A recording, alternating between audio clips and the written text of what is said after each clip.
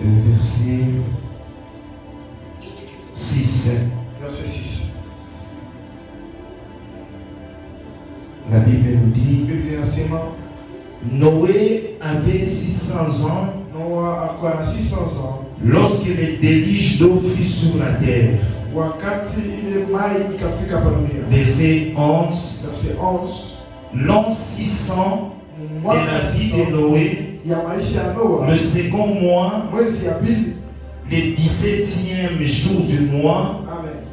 en ces jours-là, toutes les sources du grand abîme jaillirent et les écluses des cieux s'ouvrirent. La pluie tomba sur la terre 40 jours et 40 nuits. Ces mêmes jours entrèrent dans l'arche Noé, Sem, Cham et Japheth, fils de Noé, la femme de Noé et les 3 femmes de ses fils avec eux. Est-ce qu'on peut reprendre nos places? Tunaweza kuikala. Nous lisons aussi Genèse chapitre 5, Tunasoma pia Genèse chapitre 5. une très longue lecture. Tutakuwa nikisoma kule. Voici le livre de la postérité d'Adam. Lorsque Dieu créa l'homme, il le fit à la ressemblance de Dieu. Il créa l'homme et la femme, il les bénit et il les appela du nom d'homme. Adam, âgé de 130 ans, engendra un fils à sa ressemblance selon son image. Et il lui donna le nom de Seth. Nous sortons 21. Un homme âgé de 65 ans engendra Méthusélah. Un homme, après la naissance de Méthusélah, marcha avec Dieu 300 ans et il engendra des fils et des filles. Tous les jours d'Enoch furent de 365 ans. Enoch marcha avec Dieu, puis il ne fut plus parce que Dieu les prit. Amen. Amen.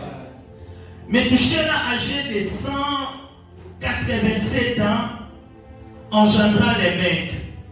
Méthusélah vécut après la naissance de Lémec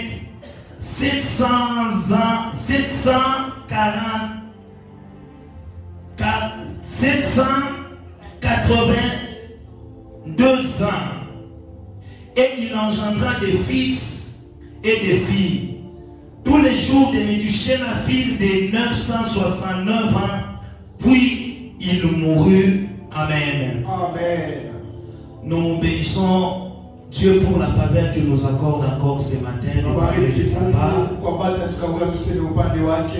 Notre reconnaissance va à l'endroit de notre papa. Shukrani yetu inarudia kwa pembeni ya baba yetu. Nous disons merci à notre papa pour la marque de confiance encore renouvelée envers nous. Kwa baba tu matumaini atufanyishe na upya asubuhi ya leo. Je le redirai toujours, être choisi par Dieu. Nasemaka mpaka kuchaguliwa kwa Mungu. Si tu n'as pas quelqu'un qui doit te présenter, Kama una mtu anaweza kulikanisha, tu risques de mourir avec toutes les promesses de Dieu. unaweza kufa na malako yote ya Mungu. Alors papa, il est la voie par laquelle, Basi baba ni njia kupitia la hiyo. voie au travers laquelle Dieu veut encore nous exposer Ni njia kupitia ile Mungu anapenda kutulinganisha kubaki. et exposer notre ministère. Na kulinganisha tena mahuduma yetu. Nous avons une grande assemblée que nous aurons à la fin d'ici 10h30. Tuko na makutano makubwa ile tutakuwa nayo mwisho ya ibada. Alors nous demandons, nous prions à Dieu de nous aider à ne pas être très long. Tunaomba kwa Mungu atusaidie tushikie wale Oui, c'est sana. possible de parler peu et parler ce qui est important. Inawezekana kusema kidogo na kusema yenyewe inakuwa faida. Nous sommes en train de parler de l'intimité avec Dieu. Mambo ya uhusiano pamoja na Mungu. Parlant de l'intimité, Kusema mambo ya uhusiano, comme nous l'avions dit, je le redis encore, que l'intimité comme intimus, vile tulisema tena intimite, mwanzo inakuwa nasema intimus. intimus veut tout simplement dire dedans. Intime sinapasha kusema mambo ya ndani. C'est-à-dire dans la dimension où Dieu veut nous amener. Ni kusema watu wa kule Mungu anapenda kutupeleka. Il veut nous amener dans une dimension où nous ne serons plus des gens du dehors. Anapenda kutupeleka watu wa hatutakuwa watu ya nje. Dieu veut que l'on soit les gens du dedans. Mungu anapenda tukue watu ya ndani. Dans notre relation avec lui, Dieu, Mungu rafiki watu na Mungu. il y a quelque chose que Dieu est en train de chercher. Kuko kitu Mungu anatafuta. C'est que nous soyons les gens du dedans. Ni kusema tukua marafiki ya ndani. Alors, bien-aimés, Wasiwapendwa. vivre l'intimité. Kuishi uhusiano. Je l'ai dit le vendredi que ce n'est pas une chose facile. Nilisema vendredi haiko kitu chepesi. Parce que chaque fois de la part de ton intime, Kwa maana nyakati yote kwa upande tu entendras toujours les paroles du genre je ne veux pas ça. utasikia mpaka nikisema sipende kitu fulani. De la part de ton intime, Paula anakuwa rafiki yako. il y aura toujours des exigences. Kunakuya mpaka maagizo. Et tu es appelé à te plier aux caprices de foi de ton ami intime. Na unaitiwa ya kuheshimia mapenzi ya unakuwa rafiki yako. Ensuite, nous avons dit que dans la relation avec Dieu, Na vile vile tulisema urafiki pamoja na Mungu. Dieu veut que nous puissions quitter le parvis vers le lieu très saint. Mungu anapenda tutoke mahali ambapo yote na tuingie pa mahali. Nous n'avons pas besoin que quelqu'un soit au milieu entre nous et lui. Atupende Mungu kwa katikati yetu ya Mungu na Mais sisi. où nous serons en contact direct avec lui. Lakini si tukuye macho kwa macho pamoja na Dieu Mungu. veut que nous quittions les vérandas pour aller dans la chambre. Mungu anapenda tutoke kuveranda cha kwenda mshamba. Selon que lui-même dit, Vile peke yake anakuwa na lorsque tu veux prier, wakati unapenda kuomba, entre dans la chambre, ingia mchumba wako. ferme la porte. Funga mlango. Pourquoi tu dois fermer la porte? Tafunga mlango. Parce que lorsque tu as besoin de partager l'intimité avec ton Dieu, Wakati unapenda kushughulia mambo ya tu siri, n'as pas besoin que le bruit du dehors vienne te déranger. hauwasilishe makelele ya nje C'est kukimbia. pourquoi ce jour-là, Abraham aussi a dit, Toka mara siku Abrahamu faut akasema, rester ici. wewe bakie hapa. Mais moi seulement et les fils, nous allons monter. Ile mtoto wangu tutapanda. Abraham était allé dans l'intimité avec son Dieu. Abrahamu anaenda kuingia uhusiano Et pamoja na dans cette intimité, kuingia na uhusiano. il n'avait pas besoin du bruit des chars. Hakuwa na lazima makelele ya wale Il n'avait pas besoin du bruit de ses serviteurs. Hakuwa na lazima makelele ya watumishi yake. Il avait besoin du temps Lakini hakuwa lazima où wakati. il devait être concentré sur la personne de Dieu. Ile pasa kakiri fashi mwa pamoja na C'est le Mungu. cas avec Moïse. Simama mama na Musa. La Bible dit ceci, Biblia inasema hivi. que Moïse, lorsqu'il est monté 40 jours à la montagne, Wakati Musa alipanda masiku, il était seul avec Dieu. alikuwa peke yake na Mungu. Il n'y avait personne Hakukuya mtu qui pouvait interférer dans les relations. mwenye alipasha kukata ile Et mazungumzo la yao. conséquence était que Natokea ndio ni lorsque Moïse était descendu, wakati Musa alishuka, son visage rayonnait de gloire. uso yake ilikuwa na ng'ara. La Bible dit ceci, Biblia inasema hivi. nous contemplons Dieu comme par le miroir. Tunakuwa nataka kutamani Mais le temps arrivera lakini wakati où tafika nous le verrons tel qu'il est. ili tutamwona vile eko. Bien-aimé, ce que Dieu veut, Upenda kile Mungu c'est que anapenda. nous puissions partager une relation privilégiée avec lui. Tukuye na urafiki mzuri pamoja Une naye. relation d'intimité.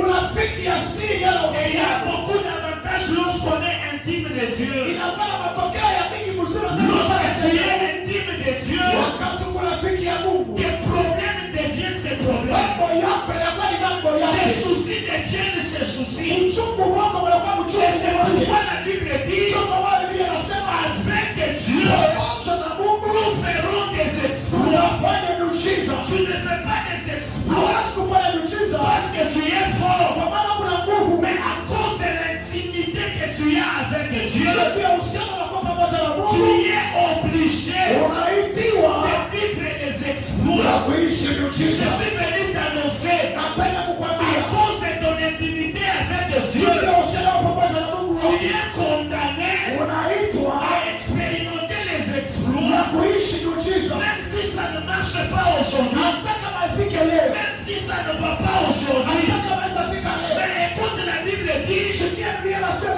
ceux qu'il a connus d'avance, wale walimjua mbele, il les a prédestinés aliwatangulia à être semblables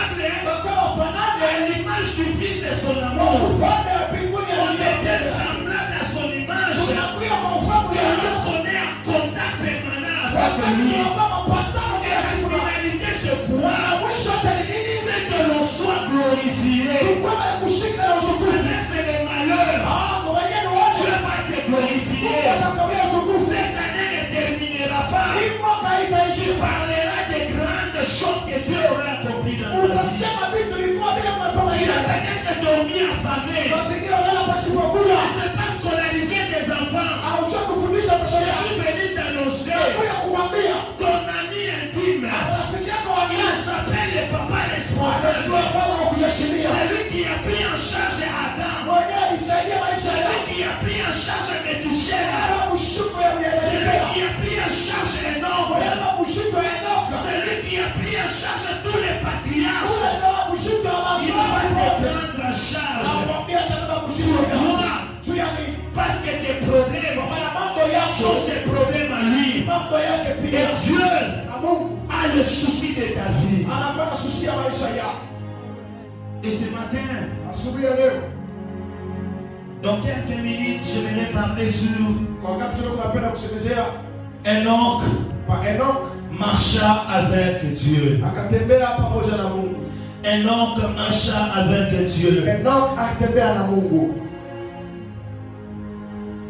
La Bible dit ceci. Biblia inasema hivi, Le verset que nous avons lu dans Genèse 5, kitabu tunatoka kusoma mu Genèse chapitre 5, on nous présente la généalogie. wanakuwa tuonekanisha kizazi.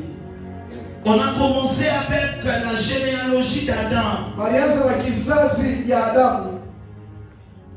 Ce que j'ai remarqué dans cette généalogie, Kile miliona mu hii kizazi, c'est qu'on dit tel engendra. banakuwa nasema fulani anazala, Ses jours furent des mashiku yake yalikuwa ya mwingi fulani et il mourut. na akakufa. Adam engendra Seth. Adamu akazala Seti Il mourut. na Seti akakufa. Seth engendra tel Seti akazala fulani et il mourut. na akakufa. Mais il y a quelque chose qui a attiré mon attention. Kuko kitu kilikokota mawazo yao C'est quand on est arrivé à l'histoire d'Enoch. wakati bakafika pa historia ya Enoch. De tout ce qu'on était en train de parler, il mit au monde et puis il mourut. Kwa pale moto anaanza kusema walikuwa nazala na kisha bakakufa, Mais sur Enoch, lakini pa on maisha ya Enoch s'arrête d'abord pour dire banaisha kusema hivi, Enoch, non seulement il a engendré, Enoch asikuzale tu bure hapa. non seulement Enoch a mis au monde des enfants, Aina tu Enoch alizala, mais on dit Enoch marcha avec Dieu. lakini bakaongoza sema Enoch alitembea na Mungu. Écoutez bien aimé, Sikia ndugu mpendwa, Dieu ne t'a pas envoyé au monde Mungu asikutume pa dunia juste pour engendrer. tutu ya kuzala. Dieu ne t'a pas placé au monde Mungu asikuya pa dunia juste pour que tu puisses remplir le monde. tu ujaze dunia, Comme la Bible le dit, soyez féconds. kama vile Biblia inasema mpenda La uzazi. fécondité dont la Bible parle Uzazi vile Mungu anasema n'est pas seulement mettre au monde les haina enfants. mpaka kuzala watoto. Lorsque Dieu recommande à son peuple, Wakati Mungu anaruhusu taifa ya soyez féconds, ya bakuya na uzazi, cette fécondité ule uzazi entre dans différents domaines. inaingia matua ya kwa chama. Voilà pourquoi il peut se faire que Sio kama inaweza kufika tu as mis au monde deux enfants, unazala watoto tu wawili, as un enfant, uko na mtoto tu mmoja, n'as pas peut-être d'enfant. saa zingine mwana mtoto, Cela n'est pas un problème. bila iko mambo. Parce que peut-être que Dieu t'a privé telle Saa chose, zingine Mungu anakatalia kitu mais il fulani, t'a donné telle autre lakini chose. anakupa kitu fulani Et kingine. j'annonce ce matin Natangaza asubuhi que ya leo, celui qui cherche des enfants, wewe unatafuta mtoto, puisque Dieu a dit soyez vile Mungu féconds, alisema mpokee tu uzazi, les auras au nom de Jésus. nakwambia utaipokea Cette uzima ya Yesu. fécondité Ule uzazi entre même dans le domaine inaingia financier. tangu upande ya pesa, Sois fécond pokea dans le uzazi. domaine financier. Upande ya kifedha, Sois fécond pokea dans uzazi. les matériels. Umapicha kwa Sois sasa, fécond pokea dans uzazi. tous les domaines Madua de yote ta vie. ya maisha yako. Alléluia. Amina. Lorsqu'on parle de la fécondité, Wakati wanasema juu ya uzazi, c'est quelque chose qui entre dans tous les domaines de l'homme. ni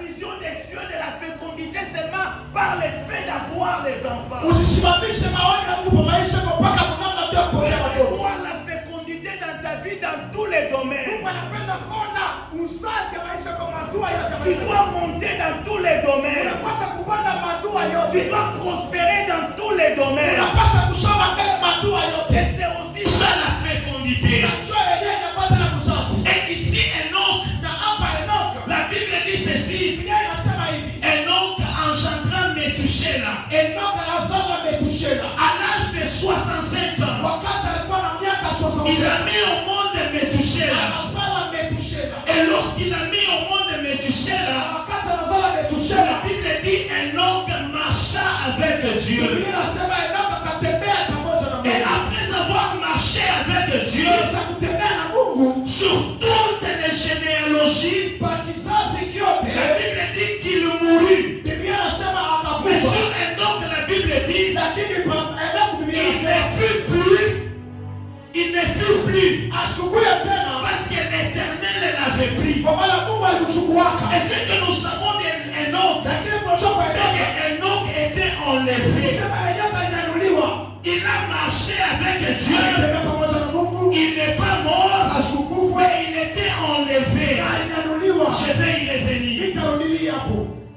Marcher avec Dieu. Kutembea pamoja na Mungu, Marcher avec Dieu, c'est quoi? kutembea pamoja na Mungu ni nini? Marcher avec Dieu, c'est lui faire confiance. Kutembea pamoja na Mungu ni kumtumainia. Marcher avec Dieu, Kutembea pamoja na Mungu c'est être son ni intime. kuwa wa ndani pamoja na Marcher avec Dieu, kutembea pamoja na Mungu c'est accepter sa dépendance à Dieu. ni kuitikia Mungu, kutembea pamoja naye. Bien-aimé, j'aimerais dire à quelqu'un, Napenda kuambia hivi, la vraie indépendance de l'homme, kutembea kwa upekee na ce Mungu n'est pas lorsque l'homme a beaucoup de biens dans ce monde. haina wakati Mungu anatishana vitu La vingi. vraie indépendance de l'homme, Mambo ya kila upekee c'est pamoja quand na l'homme Mungu. accepte de dépendre de Dieu. Ni wakati Mungu anachukua Lorsque tu dépends de Dieu, wakati Mungu anakuwa sache que kuongoza. rien ne pourra te surprendre sur la Nakwambia terre. hakuna kitu kitakufikia chaone pa dunia.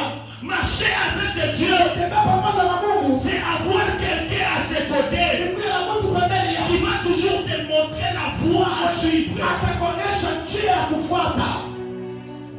Voilà pourquoi la Bible dit Ndio kama Biblia inasema hivi, deux vaut mieux qu'un. wawili wanasidia mzuri kushindia moja. Parce que lorsque l'autre tombe, Wakati mwana na nguvu, l'autre là va les relever. Mungu atamnyanyua. Écoutez, tu peux avoir des amis. Sikia unaweza kuwa na marafiki. Lorsque tu tombes en faillite, Wakati ils unachoka, seront peut-être incapables de te saa relever. zingine wanaweza kushinda Mais je te kusimamisha. présente ce matin Lakini Jésus. asubuhi anakuletea Il ne Yesu. peut jamais t'abandonner. Hatakuachia kamwe. Avant peut-être jurer fidélité. Hata mtu hawezi kulapia Ce mwaminifu. qui est bizarre, Ile inakuwa c'est mbaya. lorsque les gens se jurent la fidélité lors des mariages. Wakati watu wanapaka La mwaminifu, plupart des gens le disent toujours watu wengine wanasema hivi, jusqu'à ce que la mort nous sépare. hata pale kifo Mais la kinatugawana. mort de Jésus Lakini kifo ya Yesu ne nous a pas séparés de lui. haikuachanishe naye. J'aimerais dire à quelqu'un, Napenda kuambia mtu, même lorsque tu mourras, hata wakati wa la kufa, mort de Jésus mapendo ya Yesu sera avec toi itembea pamoja na dans wewe. le tombeau Hata pour makaburi te ressusciter itakufufua au dernier jour. kwa siku la mwisho. L'ami peut t'abandonner, Usiku unaweza kuacha, la femme peut bibi t'abandonner, anaweza kukuacha, les parents peuvent wazazi t'abandonner. wanaweza kukuacha, Mais Jésus lakini Yesu ne Kristo t'abandonnera jamais. hawezi kukacha Tu as kamwe. de l'argent, Unakuwa na il pesa, sera toujours avec toi. atakuwa pamoja na Tu wewe. tombes en faillite, Unachoka, il sera toujours avec Yesu toi. atakupaka na Tu wewe. es dans les comas, Unakuwa il mkomaa, sera avec toi. atakupaka na On wewe. te met dans les cercueils, Atakuwa kama il sera kaburi, toujours là. atakuwa On te pamoja na met wewe. dans la tombe, Unaweza kukaburi, il sera là. Yesu akupaka pale. Alléluia. Amen. Mais les intimes de l'Éternel, Lakini watu ya ndani pamoja na Mungu, les intimes de Jésus marafiki yake ya Yesu ne meurent jamais. hawakufake. Les intimes de Jésus Rafiki ya Yesu dorment. kama analaka. Voilà pourquoi un jour on a dit à Jésus, Sio kama wanamwambia Yesu, son ami Lazare rafiki yako Lazaro est mort. ameshakufa. Jésus dit ceci, Yesu anasema hivi, non, celui qui est mort c'est votre frère. yule alikufa ni ndugu Mais yenu. mon ami Lakini Lazare, rafiki yangu mon Lazaro, intime, rafiki yangu ne wa ndani, peut jamais mourir. hawezi kufa. Mon intime Rafiki Lazare, yangu il Lazaro n'est pas mort, asikufa, mais il dort. lakini analala. Les intimes de l'Éternel, Rafiki tu mourrais aujourd'hui, hata kama nakufa sache leo, que tu pars seulement te reposer. jua kwamba Encore un temps, kwa wakati kidogo, encore un autre. kwa wakati kidogo, Lorsque la trompette sonnera, toi tu ressusciteras contre les morts, comme Lazare était ressuscité. Enoch Enoch marcha. alitembea. Marcher avec Dieu implique, Kutembea na Mungu inakuwa nafanya kwamba premièrement, kia kwanza la réconciliation. kupatana, Deuxièmement, ya pili on ne peut pas parler de la hatuwezi marche avec Dieu na mwenendo pamoja na Mungu s'il n'y a pas la réconciliation. kama hakuna kupatana. On ne peut pas parler de la marche avec Dieu Basi kusema juu ya mwenendo pamoja na Mungu s'il n'y a pas la consécration. kama hakuna kujitolea. Enoch, son nom veut dire Enoch consécration. maana yake ni kutolea.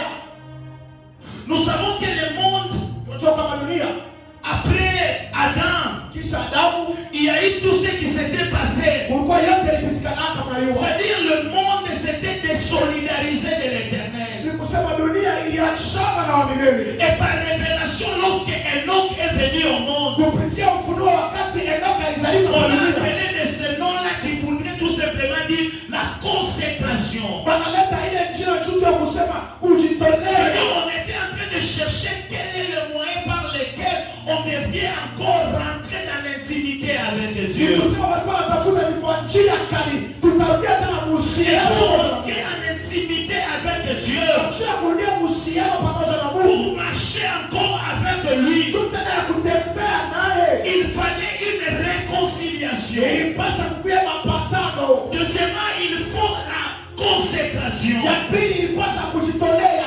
Et troisième des choses, Kitu ya tatu, si tu veux marcher avec Dieu, kama unapenda kutembea na Mungu, il faudra qu'il y ait une correspondance de nature. inapasa kuya mapatano ya umbo. La correspondance de nature. Kusema damu yako na Mungu ni Tel que damu. lui est, Vile yeye yako. c'est comme ça que tu dois aussi être. Sio unapasa kujikuta pia. Si ton Dieu est lumière, Kama Mungu wako ni tu dois mwangaza, aussi être la lumière. unapasa kuya mwangaza. Alors la Bible dit, Basi Biblia inasema il n'y a pas de commune mesure entre les ténèbres et la lumière. hakuna mapatano katikati ya giza na mwangaza. C'est-à-dire, soit que tu es de la lumière, Nilisema unapasa soit kawa que tu Mungu es du ténèbre. wala mungango ya giza. Alors si tu veux marcher avec Dieu, Kama unapenda kutembea na il faut Mungu, qu'il y ait cette correspondance de nature. inapasa kuya mapatano. Et la Bible dit, Biblia inasema deux personnes watu wawili ne peuvent jamais marcher ensemble hawawezi kutembea pamoja s'ils ne s'entendent pas. kama mapatani. Tu veux marcher avec Dieu. Unapenda kutembea na Mungu, La quatrième des choses, kitu ya nne, il faut apprendre à te soumettre à la volonté de Dieu. inapasa ujifunze kujishusha kwa mapenzi ya Mungu. Tu dois apprendre à soumettre ta volonté Unapasa kujifunza kushusha à la mapenzi volonté yako de Dieu. kwa mapenzi ya Mungu. C'est ce que j'étais en train de dire, que lorsque vous êtes dans l'amitié, Sio kama inaweza kusema wakati tunakuwa kwa mpumushio. attends-toi toujours à ce que ton ami te dise, Watu tunataka wakwambie ça ne fait pas. iko shifani.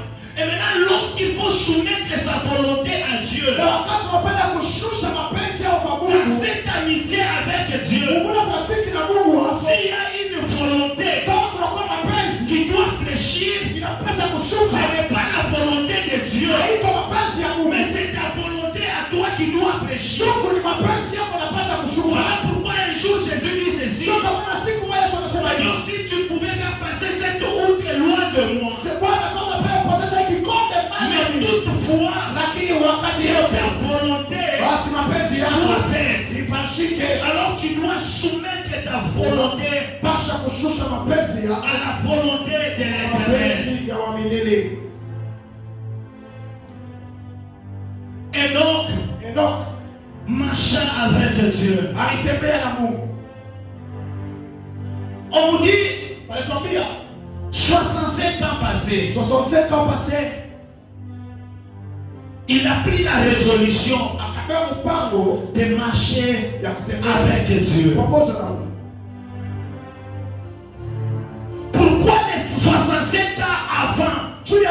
65 ans avant. Enoch n'avait pas marché avec Dieu. Enoch asikutembea na Mungu. Pourquoi Enoch ne voulait pas l'intimité avec Dieu? Asikupenda uhusiano pamoja na Mungu. La Bible dit que lorsqu'il a mis son premier fils au monde, Biblia inasema wakati alizaa mtoto yake wa kwanza, Enoch a pris la résolution de marcher avec Dieu. akabeba mpango ya kutembea pamoja na Mungu. Bien-aimé, dans le monde, Mpendwa wa dunia, il y a deux types de personnes. kuko watu wawili ni pacha. Et surtout dans la vie chrétienne, Mingi maisha ya Kikristo. nous avons deux types de personnes. Tuko na watu wawili ni pacha. Nous avons des Enoch, Tunakuwa na Enoch, nous avons des Noé. tunakuwa na Manoa.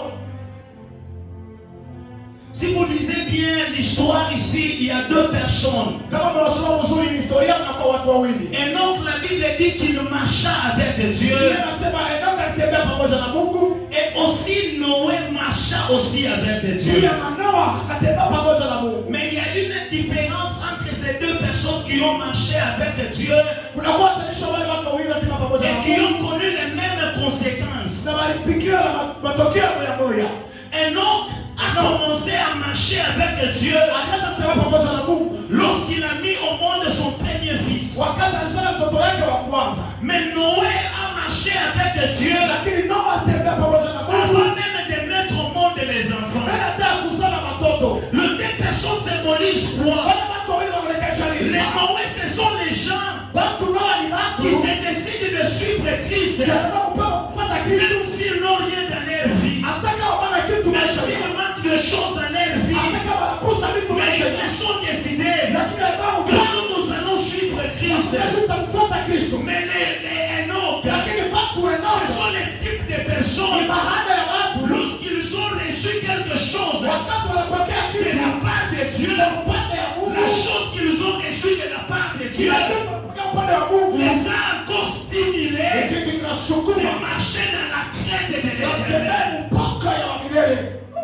Écoutez bien aimé, Unisikia mzuri upendo. toi celui à qui tu as donné les choses, Wale kwa Mungu anatabia vitu. toi à celui à qui tu as donné les biens, Wale kwa Mungu analeta vitu toi vizuri. celui à qui tu as donné la vie, Wale kwa Mungu analeta ce uzima. que Dieu t'a donné, Kile Mungu anafabulia. Dieu t'a donné pour que tu puisses te rattacher encore à lui. Mungu anafabulia tu Mais urudie. le dernier est que Aone ni nini? beaucoup de gens qui étaient en train de prier, Watu wa Mungu walikuwa naomba. donne-moi du travail, Mungu Seigneur, nipe kazi tu. donne-moi les maris, Unipe kwa Bwana. donne-moi la femme, Unipe kwa bibi. donne-moi les enfants. Unipe kwa Les watoto. jours où ils ont reçu, Siku tu ils ont abandonné Dieu. wamemwacha na Mungu. Mais Enoch, Lakini Enoch il a eu l'enfant. anapokea Il mtoto. s'est décidé, Akaamua mpango désormais, ya kusema je Baba, vais marcher avec toi. natembea na wewe. Kama Combien de gens n'ont pas abandonné la foi? wangapi wanafuata imani? Ils étaient piétons. Walikuwa wanatembea na miguu. Jour et nuit, ils venaient à l'église. Usiku na mchana wako kanisa. Ils ne manquaient jamais à la prière. Hapana kupusa maombi. Mais le jour où il a trouvé un emploi, Siku anapata kazi. il a maintenant la raison. Pale sasa anakuwa Comment Yesu. est-ce qu'il peut se faire que tu fais 3 mois tu ne viens pas à Hapa l'église? siwezi kufanya miezi 3 huko Mais kanisa. lorsque tu n'avais rien, Wakati wa kuja tu tena étais kanisa. celui qui ouvrait même la porte de Watu l'église. walikuwa wanatengeneza tena kanisa. Un autre a eu l'enfant. Enoch alipata Il mtoto. s'est dit, Na akasema je vais continuer à suivre l'Éternel. taendelea kutembea Ce pamoja matin, na il y a yeye. quelqu'un qui doit prendre la décision Asubuhi ya leo mtu anaenda de kupewa dire à Dieu, ya kumwambia à Mungu, cause des choses que tu m'as données, wapi à tunalikabulia? cause des choses que tu m'auras données, Wapi tunalikabulia? je vais marcher avec Napenda toi. kutembea Il y pamoja a na wewe. quelqu'un qui va faire une prière ce matin, Kuna kwa mtu anaweza kufanya hivi. Ya kumwambia Mungu, que la grandeur des choses que tu vas me donner ukubwa wa vitu va tutalikabulia. me dévier de toi. Isiniachanishe na wewe. La gloire a dévié beaucoup de gens. Utukufu ilipeleka watu wa mingi. La richesse a dévié beaucoup de gens. Utajiri ilipotesha watu wa mingi. Le mariage a dévié beaucoup de gens. Ndoa ilipotesha watu wa Les mingi. enfants ont dévié beaucoup de gens. Watoto wanapotesha watu wa mingi. Si peut-être c'est ton cas, Saa zingine nakuya ni mambo ya tu es devenu rétrograde. unakuya washipa nguvu na wakati Depuis le jour où Dieu t'avait donné le travail, tangu usiku mmoja kabla ya tu kazi es devenu rétrograde. unakuwa mpaka mtu Depuis le anarejesha jour où tu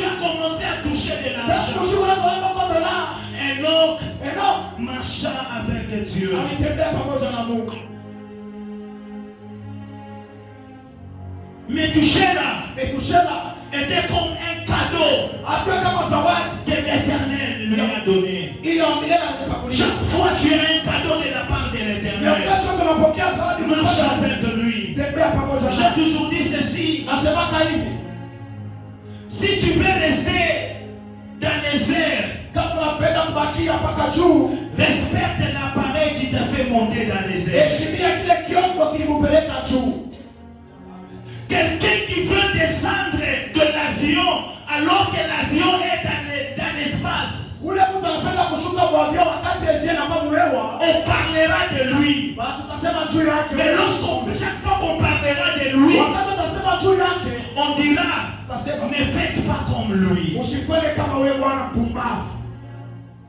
Respecte celui qui t'a donné ce que tu as. Ule ukamulia ndio unakuwa naye.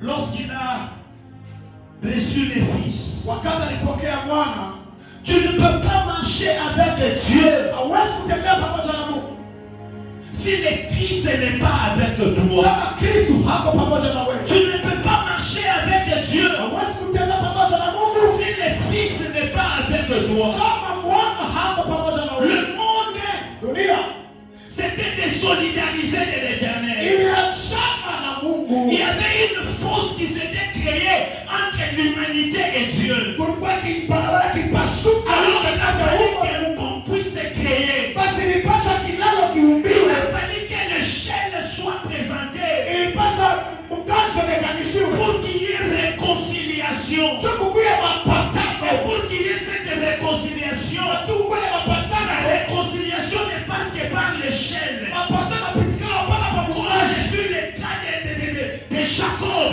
Kama vile kwa mambo ya Yakobo. Jacob a vu l'échelle. Yakobo na Et mkazo. sur cette échelle-là, Ile mkazo. il a vu les anges monter et descendre. Malaika beko na panda na Lorsque kushuka. l'échelle arrive, Wakati mkazo c'est-à-dire unafika. la voie entre le ciel et la terre est ouverte. Ni kusema njia katikati ya mbingu na dunia De la terre montée au ciel. unaweza kutoka dunia mpaka mbinguni. C'est-à-dire quoi? Ni kusema nini? Jésus est l'échelle que Dieu nous a donnée. Yesu anakuwa mkazo kwa Celui qui Dieu. accepte Jésus, Ule ukaisikia il Yesu. va entrer. Ataingia. Tout celui qui reçoit le Fils Unapokea mwana. a la vie. Yuko na C'est uzima. comme ça qu'Enoch, Unataka kusema Enoch. puisqu'il avait reçu l'enfant, Ndio alipokea mtoto. puisqu'il avait reçu le Fils, Ndio alipokea mwana. Enoch avait reçu aussi la vie. Enoch alipokea pia uzima. Alléluia. Amina. Beaucoup de gens veulent l'intimité avec Dieu, mais ils refusent Christ. Watu wengi wanatafuta uhusiano pamoja na Mungu lakini wanamkataa Kristo. Est-ce que vous pouvez m'amener les tableaux? Unaweza kuletea kwa tablo.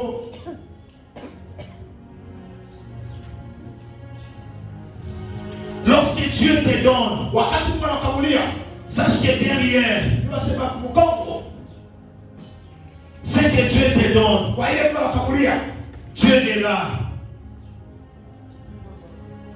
Enoch, Enoch à l'âge de 65 ans, wakati alikuwa na 65 ans, il a mis au monde akazala Methuselah. Methuselah.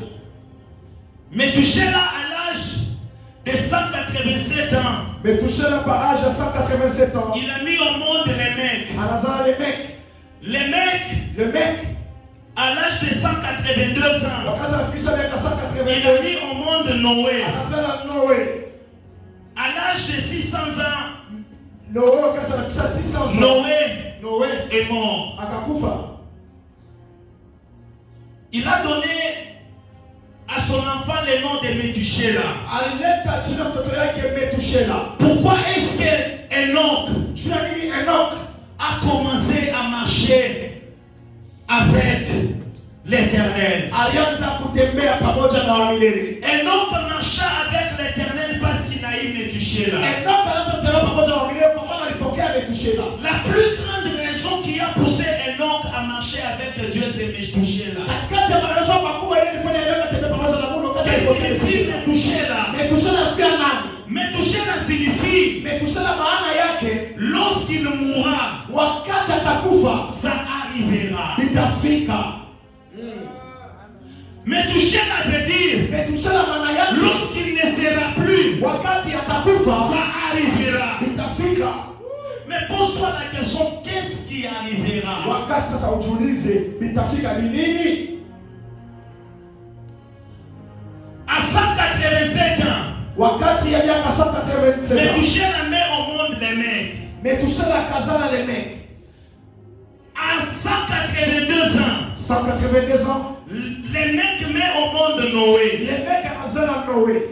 C'est-à-dire lorsque Noé est venu au monde, Ni kusema wakati Noa alizaliwa, Méthuselah avait 182 ans plus 187 ans, ce qui fait 369 ans. Metusela alikuwa na 187 ans plus 182 inakuya 169 ans. 369 ans. 369 ans. C'est-à-dire lorsque Noé est venu au Ni monde, kusema wakati Noa alizaliwa, Méthuselah avait 369 ans. Metusela alikuwa na 369 ans. La Bible nous a dit dans Genèse chapitre 7, Biblia inatuambia mu Genèse chapitre 7, verset 6, le verset 6, que Noé est mort à l'âge de 600 ans. ya kusema Noa alikufa miaka 600 ans. Mais au verset 11, qu'est-ce que la Bible nous dit? Lakini verset 11 Biblia inatuambia nini? 7, 11, la Bible dit ceci. 11e verset. L'an 600 de la vie de Noé, c'est-à-dire, c'était déjà à la fin de la vie de Noé, dans l'an 6 ans. Ilikuwa ni mwisho ya kuishi kwa Noa. L'an 6 ans de la vie de Noé, le second mois, le 17e jour du mois, en ce jour-là, toutes les sources du grand abîme jaillissent. Vous allez comprendre avec moi Utaelewa pamoja na mimi que lorsque Noé a eu 600 ans, wakati Noa akaonesha 600 c'est la ans, période à laquelle le déluge est arrivé. na mwile wakati njo ile mai itafika. Or, Méthuselah est décédé âgé de 969 ans. Metusela akufa kwa miaka Si 969 vous ans. prenez 969 ans, Kama mnaiba 969 ans, moins 369 l'année à laquelle Noé est né, moins 369 kwa miaka ile Noa vous allez alikufa. comprendre qu'il était resté 600 ans. Mutaelewa kama kurubakia 600 ans. C'est-à-dire, lorsqu'il mourra, ça arrivera. Ni kusema wakati atakufa Qu'est-ce qui itafika. devait arriver? Nini ilifika? C'est le déluge qui devait Ile arriver. mai makubwa ilifika. Lorsque Méthuselah est arrivé et Wakati décédé, Metusela akakufa, le déluge aussi est arrivé. mai makubwa itafika. Et Enoch, Enoch, sachant que mkujua ya kwamba Dieu m'a donné cet enfant, Mungu alikabia et mtoto. lorsque l'enfant ne sera pas là, Wakati mtoto sababu le yako, monde sera détruit. dunia La itakufa. seule chose que je dois faire, Kitu kile c'est nafanya marcher avec Dieu. tembea tu pamoja na Parce que Mungu. ceux-là qui marchent avec Dieu, Tembea pamoja na même Mungu. lorsque le déluge arrive, Kama mai makubwa ils ne yanafika. seront pas submergés. Oh, basta Je tumbukisha suis sana. venu dire à quelqu'un, Napenda kwambia et mtu. toucher là, c'est Metusela l'image de la inakuwa grâce. kama ya neema. La grâce, elle est encore là. Neema iko hapo La tena. grâce, elle est encore là. Neema iko hapo tena. Sache qu'un jour, Sura kwamba shida la moja. grâce ne sera plus là. Neema isakuya Et le tena. monde Na dunia sera détruit. itapomoka. Quelle sera ta place? Inatosha utakuwa Quelle wapi? sera ta place? Sasa watakuwa Le wapi? déluge arrivera. Mai makubwa Le itakuja. monde passera. Dunia itapita. Méthuselah, Metusela inakuwa nasema nini? Méthuselah, Metusela c'est l'esprit de Dieu. inakuwa ni roho ya Mungu. Méthuselah, Metusela il a connu akafika. Adam.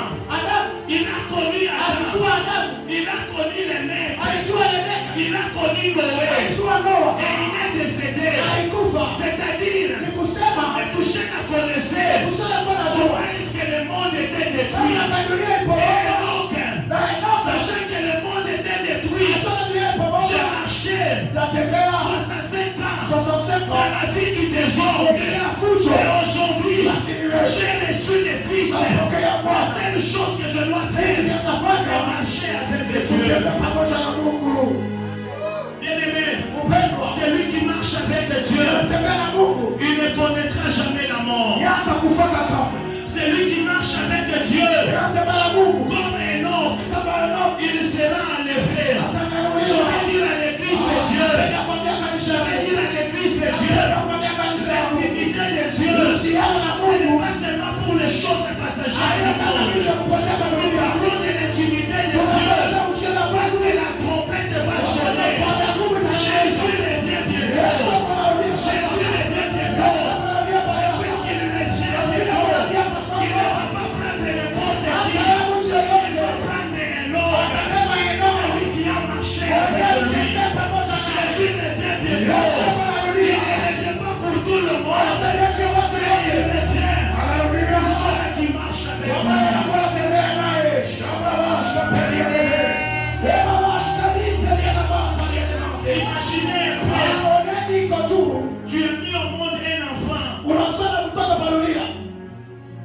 tu te rappelles, Na wanamwita lorsqu'il mourra, ça arrivera. wakati atakufa itafika. Imaginez qu'il part à l'école, Unakotoka kwenda masomo, son professeur le tape, mwalimu wake anampika, il rentre blessé. anarudia na kilono, On est informé, akwambia mais Michel est à l'hôpital. metushele yuko kwa hospitali. Qu'est-ce que tu vas faire? Utafanya nini? Qu'il ne meure pas. Ashikufe kwa juu itafika.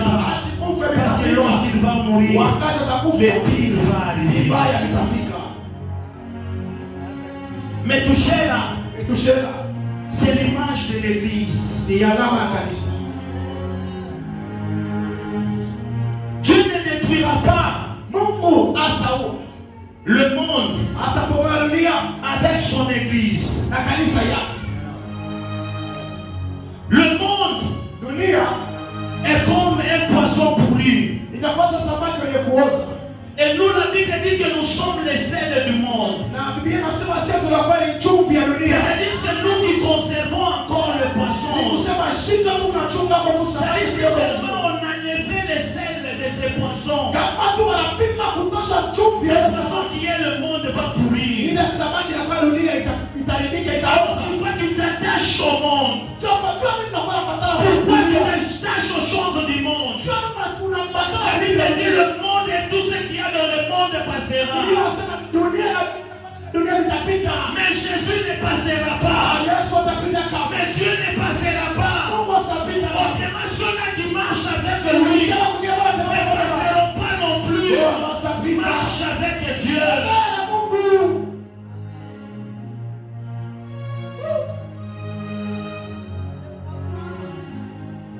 Pose-toi la question. Uniulize. Il y a beaucoup de gens qui se disent, Watu wengi wanasema, le bientôt, depuis qu'on était en train de parler du bientôt, kama wanasema sasa, bien sasa, sasa. bientôt peut être aujourd'hui, Ndugu, sasa inaweza kuwa leo. bientôt peut être demain, Sasa inaweza kuwa kesho. bientôt peut être Sasa après-demain, inaweza kuwa kisha bientôt kesho. peut être cette nuit. Sasa inaweza kuwa hii C'est usiku. lorsque le bientôt là Wakati ile arrivera, sasa où inafika, est-ce que tu seras? wapo utajikuta. On ne parle pas de l'intimité. Hawaseme cha uhusiano. Ce n'est pas parce qu'on veut prendre quelque chose de chez Dieu. Haina tunataka kitu kibao upande wa Mungu. La Bible dit, Biblia inasema et l'esprit na roho et l'église kanisa disent, iseme viens. kuya. Il est à la porte. Eko kwa mlango. Il est à la porte. Eko kwa mlango. L'église de Dieu. Kanisa ya Mungu. Jésus revient. Yesu Il anarudia. est à la porte. Et c'est la raison pour laquelle il veut que nous puissions marcher dans l'intimité avec lui. Anapenda tutembee uhusiano pamoja naye. Il veut que nous puissions marcher en intimité avec lui. Anapenda tutembee uhusiano Parce que pamoja naye. lorsqu'il viendra, Wakati il atakuja, n'aura pas besoin de tout le monde. atakuwa lazima watu Il wote. est intime. Lakini mpaka marafiki yake ya ndani. Église Meda, Kabisa meda. nous sommes les plus heureux. Tuko wenye heri kabisa. Nous sommes les plus heureux. Tuko wenye heri kabisa. Comme Noé, Kama Noa. avant que le déluge n'arrive, Mbele mai makubwa il ifike. a sonné de la trompette. Akapika maradumu. Tata est là comme Noé que Dieu a envoyé pour nous. Kama Noa ule mwatuma Chaque fois shule. il sonne la trompette Wakati wote wanapika pour maradumu. que nous puissions nous préparer. Tutu vitayarishe. Encore un temps, Kwa wakati tunakuja. encore un autre. Wakati kidogo Jésus revient. Yesu Que kunarudia. nous le voulions ou pas, Tupende il tushikeni. revient. Yeko narudia. Que nous l'acceptions ou pas, Tuimshike il tushikilie. revient. Yeko narudia. Kama 2 Thessaloniciens. 2 Thessaloniciens. 2 Thessaloniciens chapitre 2, 2 Thessaloniciens chapitre 2, verset 7. verset 7. La Bible nous dit, Biblia inasema, quand le mystère de l'iniquité agit déjà, il faut seulement que celui qui les retient encore ait disparu.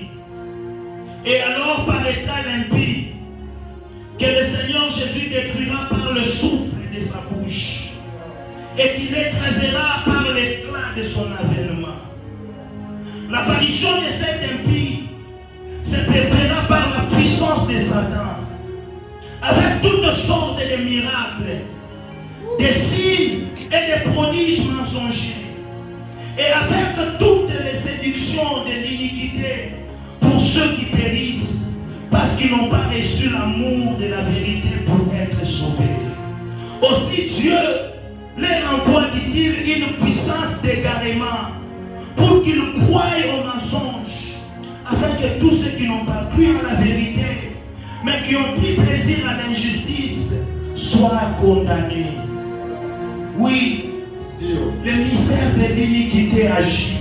Voilà pourquoi lorsque tu regardes le monde, tu regardes tout ce qui se passe dans le monde, l'avancement de la technologie, tout ce que nous pouvons voir dans le monde, ça témoigne que le mystère d'iniquité est en train d'agir.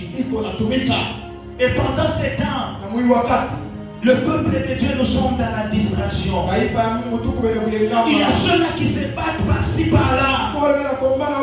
C'est moi le plus grand homme de Dieu.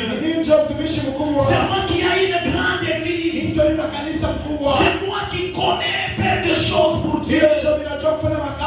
Bien-aimé, que l'œuvre que tu fais pour Dieu ne puisse pas te plonger dans la distraction. Rappelle-toi qu'un jour les disciples sont venus vers Jésus. Ils ont dit à Jésus, nous avons remarqué que lorsque nous sommes partis, les démons nous ont été soumis. Mais Jésus leur dit ceci. Alors que vous vous réjouissez, mais moi, j'étais en train de voir les diables. Comment est-ce qu'ils descendaient comme l'éclair. Et rappelle-toi aussi, un jour Jésus a dit, ne vous réjouissez pas de ce que les démons vous ont été soumis.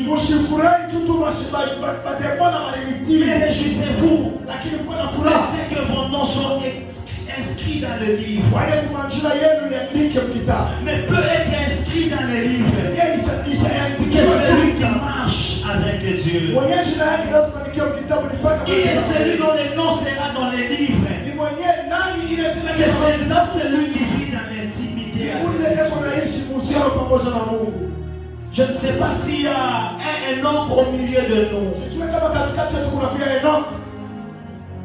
qui peut prendre une décision de dire que j'ai passé 65 ans loin de Dieu, mais aujourd'hui je vais prendre une résolution de marcher avec lui.